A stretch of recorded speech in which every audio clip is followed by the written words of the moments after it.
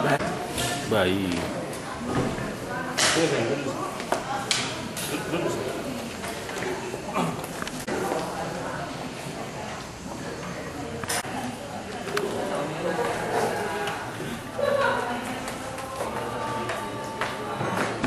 Jadi begini, kami Ombudsman sudah memantau hal tersebut sejak dari awal, bahwa kasus pertukaran bayi ini adalah kelalaian dari pihak rumah sakit. Kenapa kelalaian itu terjadi?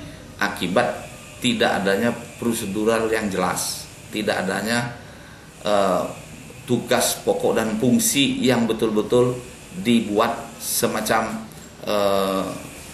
papan atau apa gitu, pengumuman yang ditempelkan di tempat mereka bekerja, supaya hal ini tidak lupa. Nah, ini akibat kelalaian. Kami lihat begitu. Nah, ini sudah kejadian, berarti ini adalah suatu bentuk masalah hukum.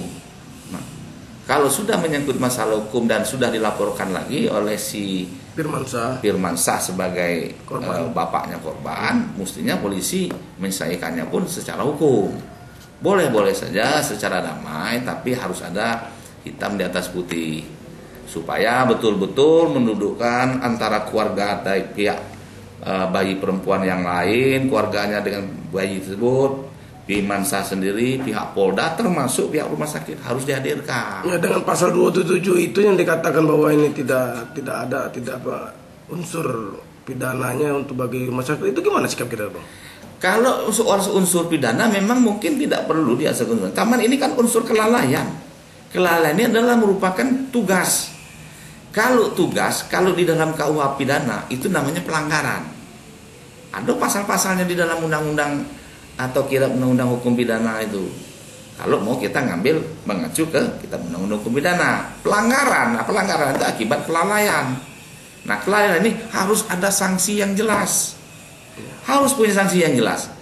Kalau memang itu terbukti kalau sampai lagi apalagi di pengadilan, kita harus jelas kelalaian ini, akibat ini harus ada sanksi, harus ada punishment. Apakah itu manajemennya ataukah itu dari pegawai yang bersangkutan, harus ada sanksi. Nah, untuk itu kami ya sebagai lembaga pengawas pelayanan publik, kiranya owner dalam ini Pak Gubernur, mungkin melalui Dewan sebagai pengawas juga melakukan evaluasi terhadap kinerja manajemen Rumah Sakit Raden Matahir. Manajemen itu terdiri dari dua.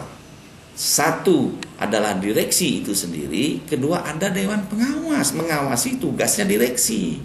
Nah, fungsi Dewan Pengawas ini kemana sekarang? Tidak terekam sama sekali. Padahal mereka diangkat dengan SK Gubernur. Tidak ada satupun statement yang mereka buat bahwa ini bagaimana kasus ini.